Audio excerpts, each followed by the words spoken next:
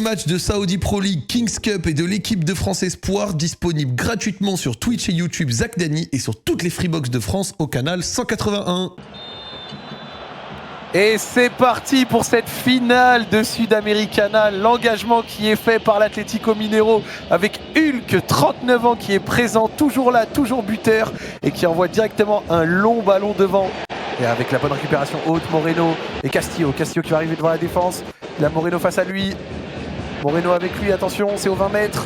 Le ballon qui est la première frappe de ce match. Et c'est capté tranquillement par Everson pour l'Atlético Mineiro. Et le bon centre encore une fois dans la surface, renvoyé à nouveau par Canalé. Et c'est au 20 mètres, la bonne frappe.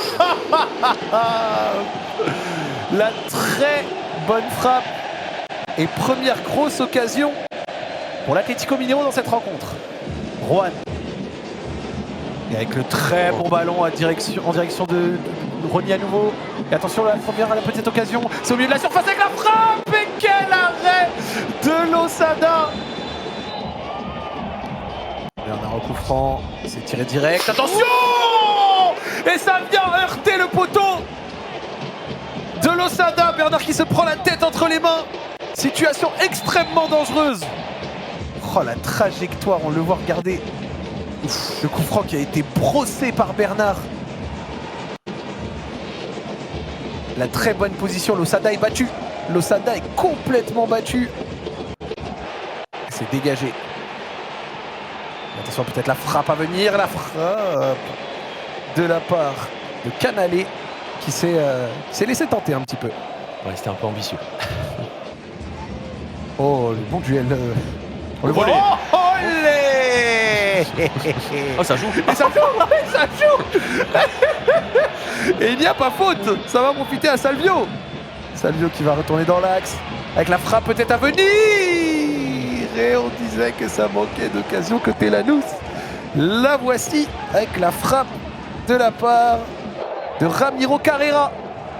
Ouf. Mi-temps. On y est. Et c'est la mi-temps sifflée par monsieur l'arbitre. Toujours 0-0 dans cette rencontre entre Lanús et l'Atlético Mineiro. La suite, c'est reparti. Deuxième mi-temps. Beaucoup d'engagement, beaucoup de fautes, quelques occasions quand même côté Atlético Mineiro. Mais on le disait, une odeur de braquage possible côté Lanús qui se projette vite. Qui va rentrer à l'intérieur. Qui a Guilherme Arani avec lui. Doudou à nouveau. Doudou à l'entrée de la surface. Doudou, la frappe peut-être à venir. C'est renvoyé par Losada. Plus 1 minute sans faute. Bravo, et messieurs les acteurs. Et ça fait une occasion. Bravo. Très bonne action de la part de l'Atlético Mineiro. Doudou, c'est clairement l'élément déclencheur. Hein. Ouais. Depuis le début de cette deuxième mi-temps, hein.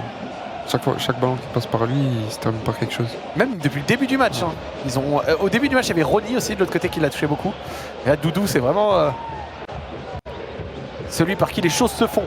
Bernard sur le côté, Rony, Bernard à nouveau, Hulk à l'entrée de la surface. Attention, il est surveillé par Canalé comme l'huile sur le feu. Et ça permet à Guilherme Arana la frappe peut-être. Et c'était Alonso, le capitaine, qui était monté pour apporter le surnombre. Hulk. Franc 27 mètres, Hulk qui s'élance, la frappe, c'est dosé. Ça va finir juste à côté. Il n'a pas tiré en force. Il l'a mis en finesse. Donc t'imagines un Rennes-Valenciennes et demande-toi comment jouer Valenciennes.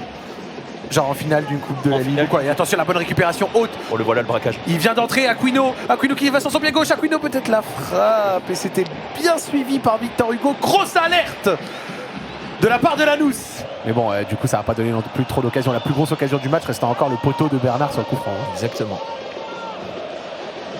Castillo. Castillo peut-être. Castillo le grand pont. Il va arriver Castillo. Et ça repart. La contre-attaque. Le ballon qui est très mal transmis dans son dos. Et l'arbitre qui a sifflé la fin. Fin du match, les amis. On va partir sur les prolongations. Et on repart pour la prolongation. Et effectivement, l'option offensive numéro 1 de l'Atlético Mineiro qui a été sortie. Oh, attention, attention. C'est dans l'axe. Avec la frappe peut-être à venir. Et c'est capté tranquillement par Everson. Il va falloir peut-être essayer d'apporter plus de présence dans la surface pour pouvoir centrer. C'est renvoyé par José Canalé sans stress. Et attention, grosse situation, le 1-2 magnifique dans la surface. Il va s'infiltrer. La grosse occasion pour l'Atlético Mineiro. Gustavo Scarpa sur le côté. Le centre peut-être à venir, il y a du monde dans la surface. s'il avait l'occasion. Attention, le ballon qui est quand même parti au second poteau. Gustavo Scarpa, le deuxième centre, peut-être, il est tout seul. Il était tout seul. Sampaoli qui se prend le crâne dans les mains. Et il a raison. Quelle occasion. Tu vas revoir. Et c'est la mi-temps de la prolongation. Toujours 0-0. Juan Ramirez, la mauvaise transmission pour Watson Franco. Et attention, le ballon dans la profondeur. Et il va la remettre dans l'axe, dans l'axe, dans l'axe. C'est quel arrêt de Losada. C'est dégagé derrière par Canale. Situation bouillante à la faveur de l'Atlético Mineiro. Également, oh, attention, le petit centre à venir peut-être à la surface. La remise en retrait. Et la frappe de Watson Franco. Augustin Medina. Il faut faire quelque chose, les mecs. Ah ouais, on n'y va pas.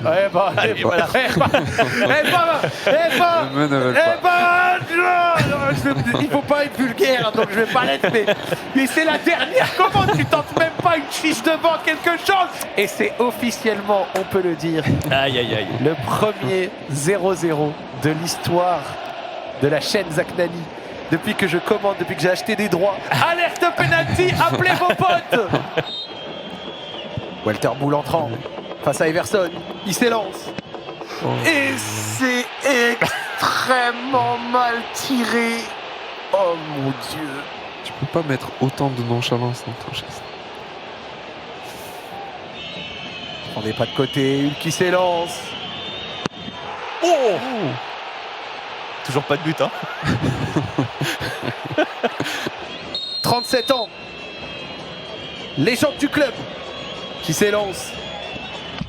Et enfin un ballon au fond des filets dans ce match. Il faut répondre au coup. Tac au tac, Guillermo Scarpa. Sacha Marsic, le gaucher. Ouh, Everson qui est allé du bon côté. Il était parti un peu avant.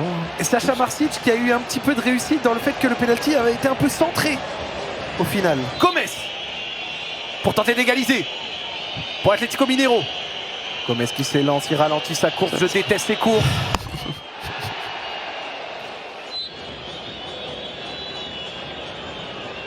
Il va s'élancer.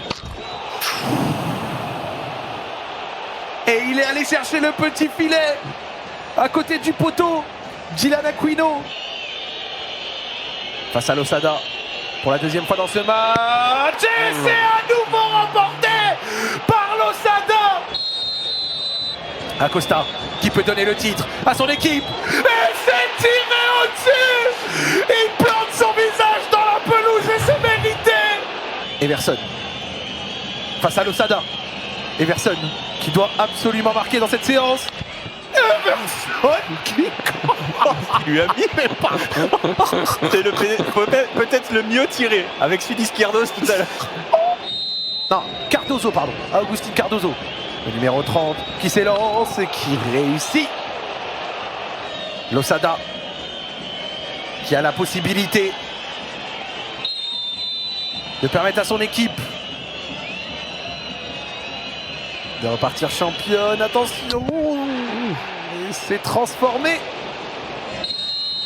Watson Franco qui va se décaler face à Everson. Watson Franco. Oh, il la touche. Everson la touche. Victor Hugo face à Losada. Victor Hugo. Et c'est arrêté. Lanús est champion de Copa Sudamericana. Sampaoli est dégoûté.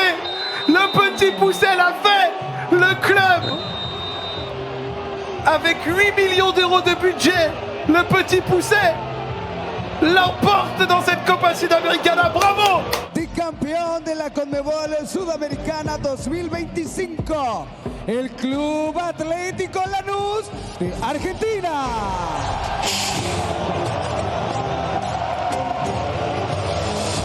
Magnifiques images, les amis. L'Atlético Lanús qui remporte cette Copa Sudamericana